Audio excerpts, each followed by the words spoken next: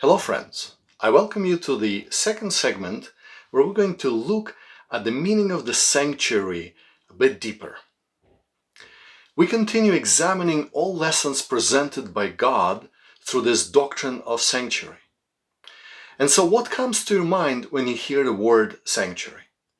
A Google search gives many options. And if you ask a religious person, their answer would be, well, the church, or a worship place, or a religious building. But a secular person would reflect on things like bird sanctuary, wildlife sanctuary, fish sanctuary, a place of safety, a place designated to protect its inhabitants. And this is exactly the meaning that I want to focus on in this segment.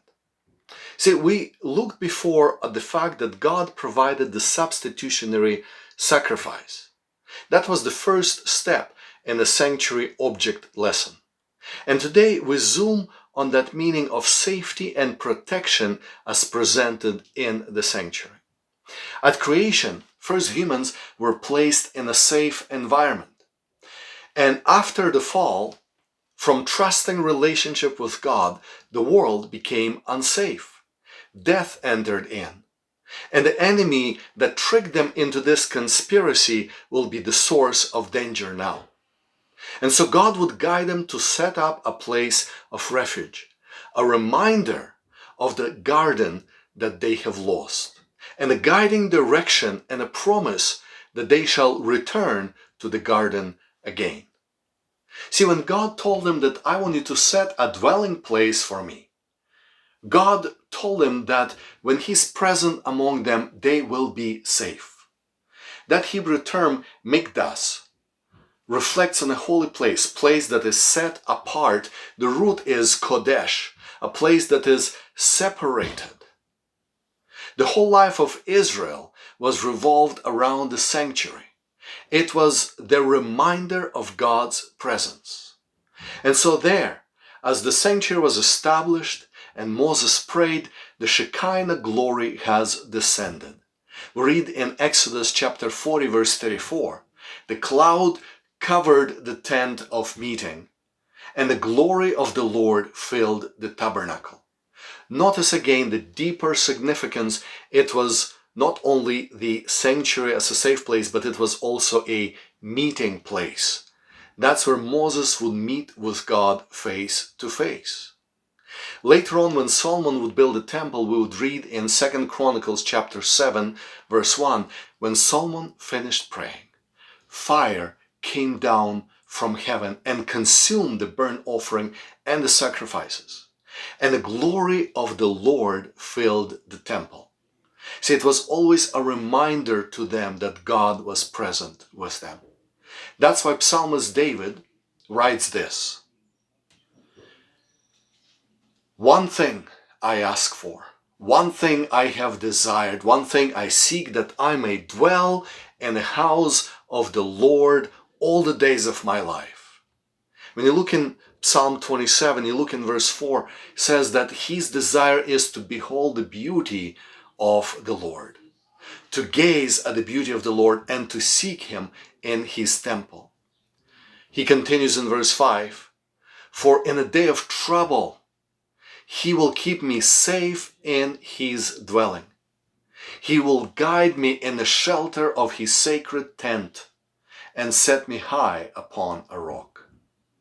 Psalm 91 reflects similar ideas. Whoever dwells in the shelter of the Most High will rest in the shadow of the Almighty.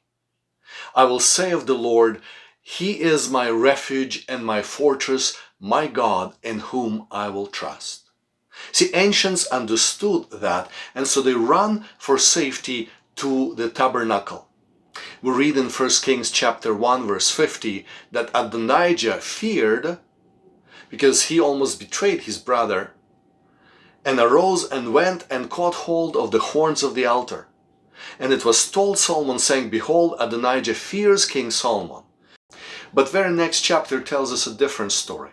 Joab, who also lined up with Adonijah, when he learned of the trouble, he also ran to the temple. chapter 2 from verse 28 through 31 tells us a story that he also held the horns of the altar, but Solomon sent the warrior to say, "Come out." And as Joab refused and it was communicated to Solomon, the order was, kill him right there in the temple. So sanctuary has not always been safe. In fact, Ezekiel 28 reveals that the origins of sin came from the sanctuary. Satan, who was once a beautiful unfallen angel in the heavenly sanctuary. Verse 13 says, "You were in Eden, the garden of God."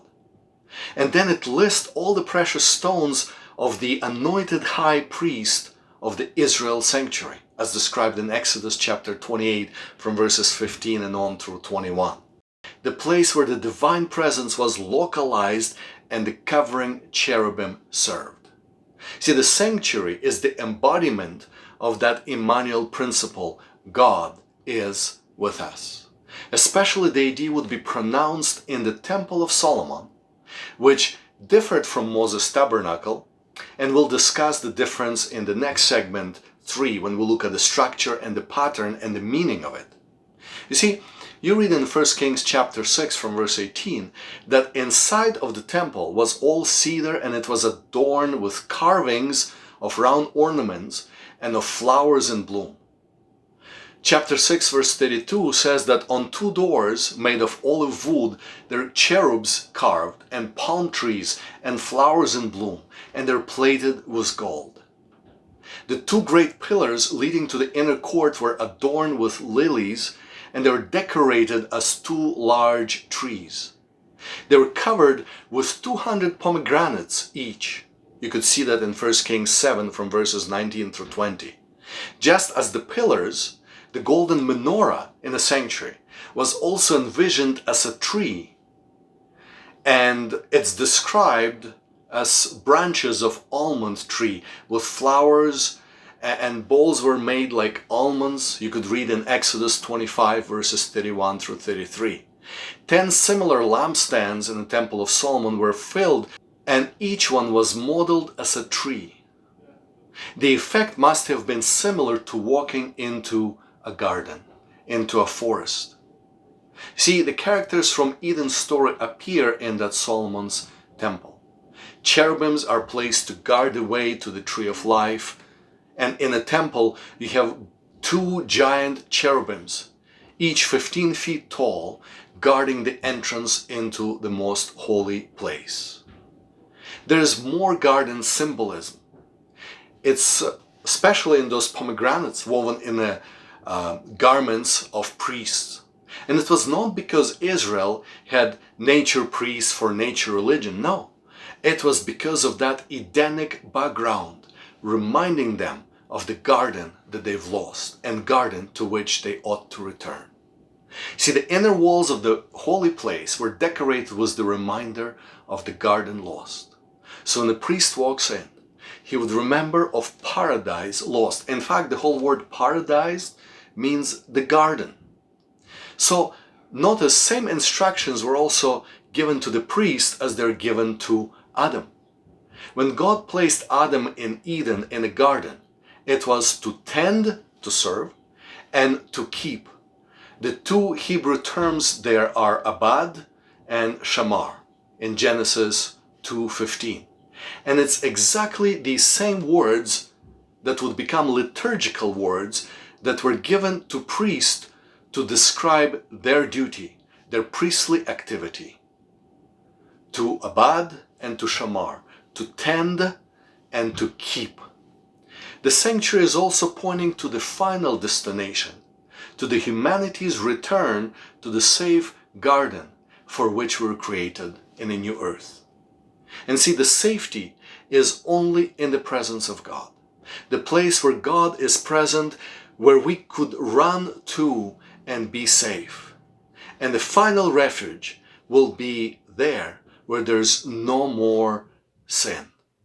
You see, as I read the book of Revelation, we come to a beautiful passage in Revelation 21:22, that there is no more temple in the New Jerusalem, because God and the Lamb are the temple, because God is there. There's no more need for a special set-aside place of safety. Some are expecting the sanctuary to still appear.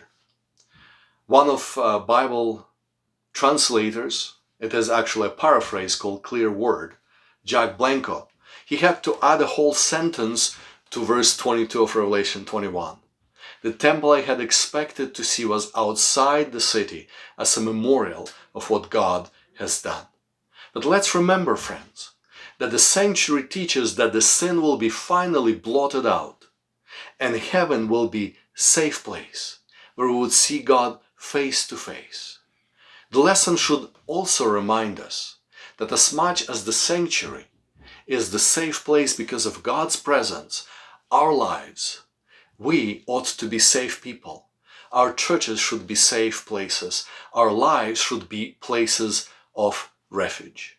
There's a song we sing, Lord, prepare me to be a sanctuary.